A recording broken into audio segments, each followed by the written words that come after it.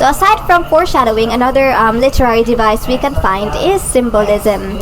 So again, a symbol is anything. It could be an ordinary object, an event, a person, or even an animal to which we have attached an extraordinary meaning or significance. So a symbol's meaning or significance depends on the context. So what are these objects which we can also attach a really a symbolic meaning from the narrative? So one symbol from the story is the carabao. As described in the story, it goes, Dodong unhitched the carabao leisurely and gave it a healthy tap on the hip.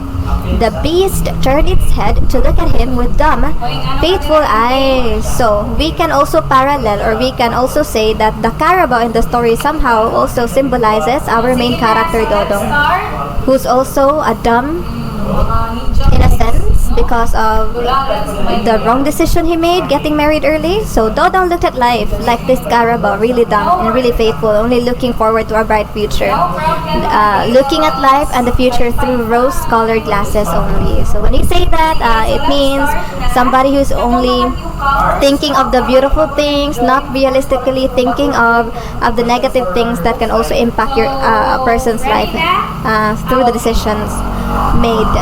So that's what it means here. So the carabao also is a symbol for our character, as well as the banana, which were described in the story. The bananas were overripe. When one held them, they felt more fluid than solid. So again, the banana here connotes or symbolizes the false readiness or the overconfidence of our main character Dodong, who was initially thinking that I'm not young anymore, I'm 17, I'm strong, I'm mature to take on the responsibility. So like the banana, he's overconfident. Yeah, although he's not realistically ready, but at that time he was really thinking that he can. However, he made that grave mistake again and again. The regret was always the end in the story. So on the outside, like the banana here, you'd think that it's ready to be eaten.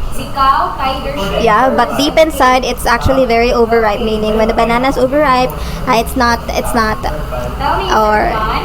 nice to consume anymore. So in a sense, our character is somewhat like the banana as well. Outside, he thinks he's hard, he's mature. However, when it comes to future responsibilities or the responsibilities that came with marriage, he was not ready yet. Meaning, he's not mentally ready, he's not emotionally ready, and that's what's important actually in taking on a challenge such as marriage. You have to be really ready holistically, and at 17 of course you're not, even though you'd think you are. So that's what happened to our character here in the story. And then the last symbol we can find as well is the deceased tooth. As mentioned, his father remained in the room sucking a deceased tooth. It was paining him again. Dodong knew. Dodong had told him often and again to let the town dentist pull it out, but he was afraid, his father was. So the tooth is not just literally a tooth, it could also signify something else. So the tooth here is also symbolic to the mistakes that Dodong's family has repeatedly committed for 3 generations now, starting from his father who married early, followed by Dodong who married early, and then to be followed as well in the end of the story by Blas, the 3rd generation of Dodong's family. So the entire family know, or at least Dodong and his father already knew the consequences of getting married early. So that's the problem in their family. However, they didn't do anything about it. So the deceased tooth is really symbolic to the problem that the entire family is going through.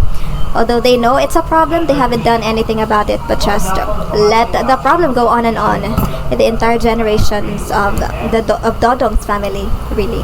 So yeah, it's symbolic for the mistakes that 3 generations of Dodong's family has gone through.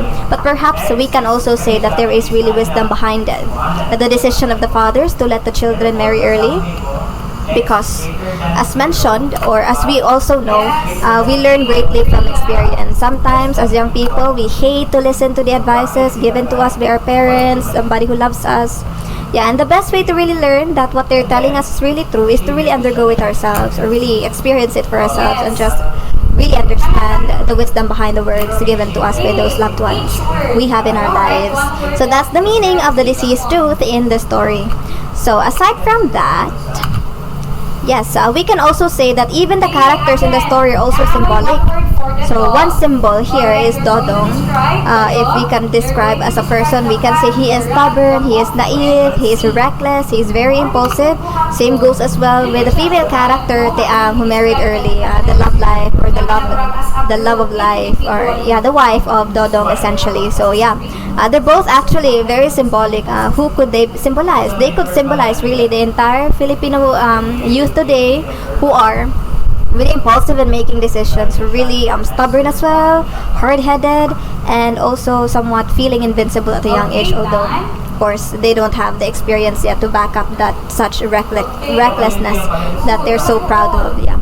So yeah, these two characters in the story are symbolic as well in the reality that we are experiencing in the Philippines, although not only in the Philippines but really anywhere in the world, how children today or young people today are so impulsive and really hasty in making decisions, not following the advices given to them by the adults around them or the loved ones in their lives.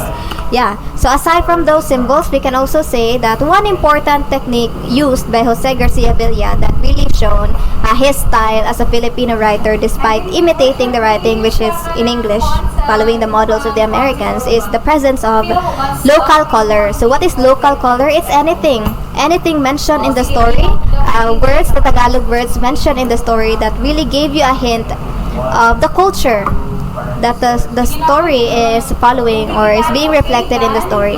So it's a regional symbol, a local regional symbol, and images, including speech, practices, beliefs, mannerisms, and the like, which are known to be peculiar to a certain region.